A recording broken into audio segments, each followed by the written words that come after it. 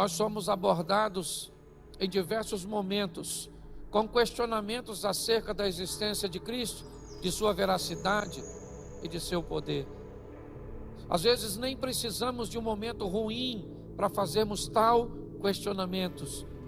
Às vezes até em momentos bons, mas que nos deparamos com situações que são prazerosas para outras pessoas e que nós gostaríamos de fazer parte delas, mas descobrimos que isso não é para aqueles que andam com Deus. Quando nós olhamos tantas outras autoridades do passado, faraós egípcios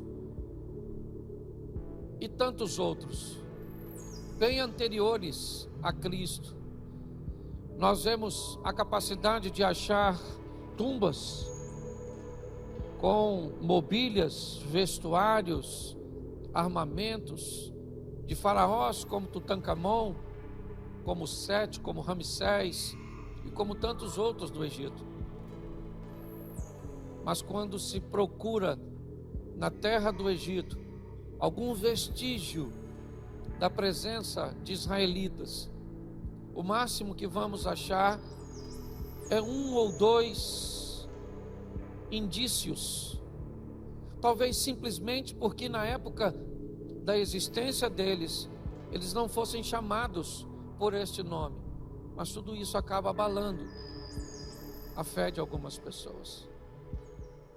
Alguns questionam se Jesus nasceu realmente em dezembro, pois o clima que era oferecido na situação como informação não bate com os acontecimentos, e algumas pessoas começam a questionar. Nós sabemos que somos capazes de ter acesso a uma taça onde um César Augusto ou qualquer outro imperador, Nero, tenha bebido, mas sequer temos um copo onde o nosso Jesus.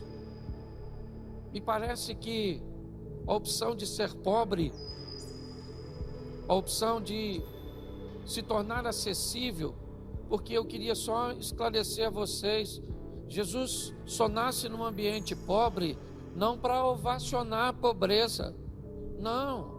Se você acha que ele nasce num ambiente pobre, simplesmente para fazer apologia à pobreza, você está muito enganado.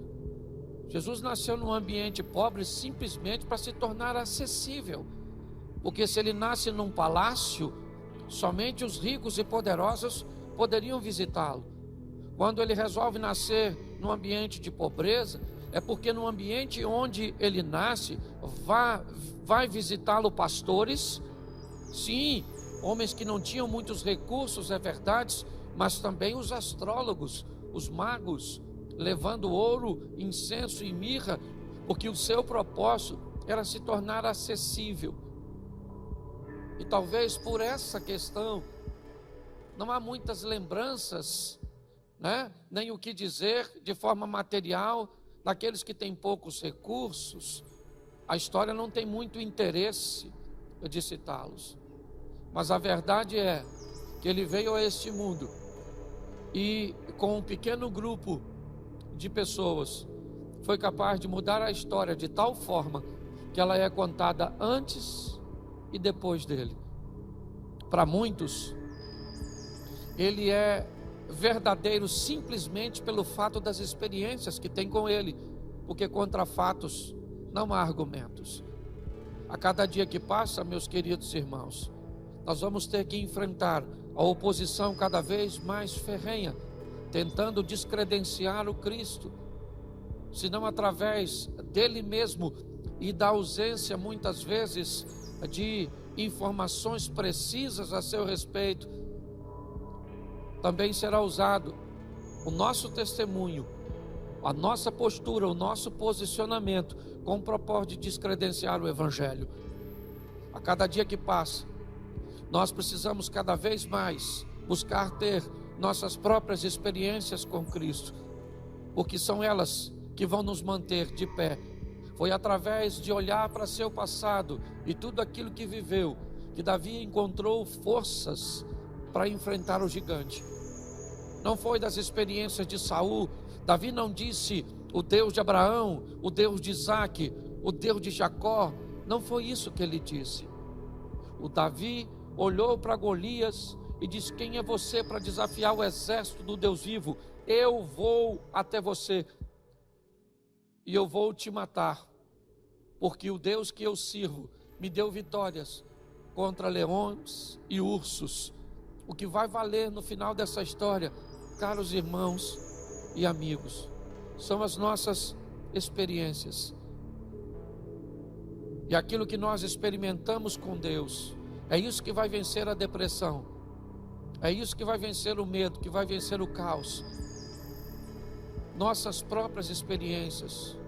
Por isso, busque ter com Deus e em Deus suas próprias experiências, porque eu posso garantir para você que se as experiências dos outros valessem o suficiente para nos manter de pé, nenhum de nós desviaríamos ou iríamos esmorecer mediante a tantos exemplos, desde Adão, Abraão, Isaque, Jacó, certo?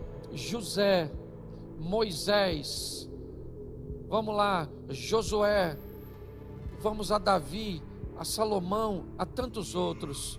Mas as experiências dos outros, elas servem para eles. Vamos ter as nossas próprias experiências para o nosso casamento, para a nossa caminhada com Deus, para os nossos filhos. Nós carecemos muito disso. Se você quer provas, eu fico imaginando, por que é que Deus não deixou provas? Por que ninguém achou a arca da aliança? Onde é que foi parar a capa de Jesus, que nem é tão velha assim?